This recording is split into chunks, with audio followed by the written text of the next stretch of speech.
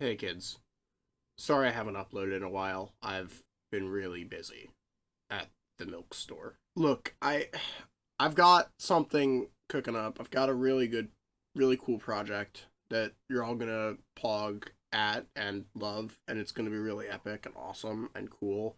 And you're all gonna be like, "Oh my god, that's so awesome! This changes my life forever. This is so epic. Yu-Gi-Oh is saved." But you're gonna have to wait for that. But I still feel bad because I haven't uploaded in. Oh, Jesus Christ. Anyways, here's something I've just been brewing up in my own time. I still have a lot of kinks to work out, but I think at this point, basically all my problems come down to general card design because it's a dragunity combo, and it's like, how am I supposed to solve that every card in this combo requires a discard? Like, look at this. I need 4 copies of Monstrous Bird in my opening hand if I wish to achieve this combo.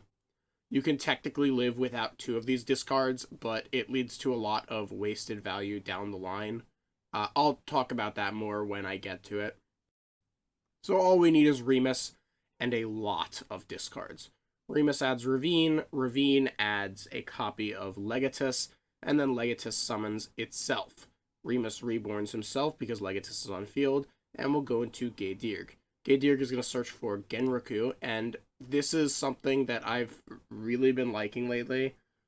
Basically, I'm always looking to shave soft bricks from Dragunity, because, like, if you've tried to deck build with Dragunity, oh my god, you know how many one-ofs that deck plays, how many cards you play where you're like, oh, well, it's fine if I draw them, even though they're not great draws, even though they don't contribute to anything. It's fine if I draw them because I can discard them to Ravine.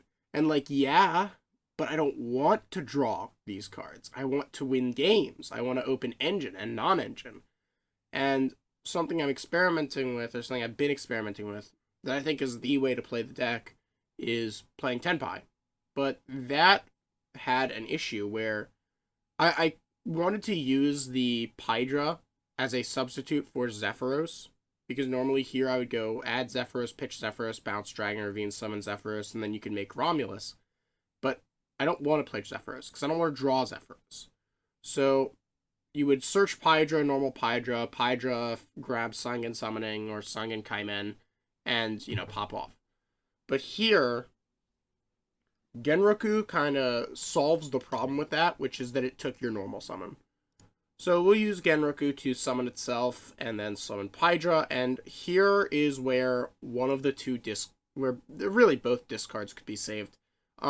Here you set Sangen summoning if you plan to go all the way off with no extra, with assuming the other 2 cards in your hand are blanks, you can save yourself both these discards and retain your normal summon if you just choose to search Sangen Kaimen and use that to search for the Chundra. But here we're using the Sangen summoning to search for the Chundra because it gives us a non-Dragon Ravine field spell, which will be relevant later.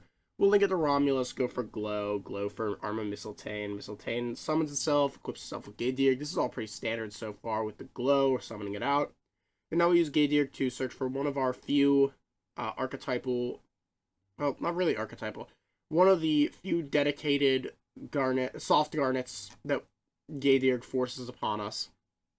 And we'll overlay for a Tom and summon the other one, which is Phalanx. From here, we can link it to Seals, and then do the sickest play ever, which is, I'm never going to get over this. Like, this is the reason why I love this deck so much. It's Tribute Summoning over Seals. It's just so cool. Equip the Phalanx, and then summon Fadra from deck. Fadra can reborn either Pydra or Genroku. It doesn't matter, because you're just making Bident Dragion, and then that's going to reborn Chundra and give you Ancient Fairy Dragon. We use the AFD to pop the Sangen summoning and search for Dragon Ravine. If you had searched Sangen Kaimen to save yourself the discards, you'd have to pop the Dragon Ravine that was already on field to search for Sangen summoning, and, like, that works, but I'd really rather I get the value out of Ravine. But, sometimes those last 2 cards in your hand are just more important. So we'll set the Ravine after going into Zulkin, which allows us to cheat out a Crystal Link. Then Phalanx summons itself, and we'll go for Ass Dragon. Ass Dragon summons back Phalanx, and we can go for Dispater, summoning back Samsara for follow-up and linking into Seals. Now we can go ahead and pitch Ravine, pitch the last monstrous bird for Ravine, normal summon Dragunity Dukes, equip Phalanx, Phalanx summons itself, go into Vajrayana, Vajrayana equips Phalanx, Phalanx summons itself. So originally, I really wanted this to be Gizarm, because Gizarm allows you to ladder up much more efficiently into a 10, because you just go Gizarm, Gornfaber, and then you can summon Ardfar. But the Tenpai monsters lock you out of summoning anything but dragons, not just from extra deck, like the Dragunity cards, but just period. So, unfortunately, the only target for Gizarm is, or at least the only targets are Legatus and your Phalanx. And you can't summon Legatus because it's a winged beast, not a dragon. So here we just settle for a Crystal Wing. Now I've got my fair share of problems with this end board. It takes 13 extra deck slots. You only have so much room.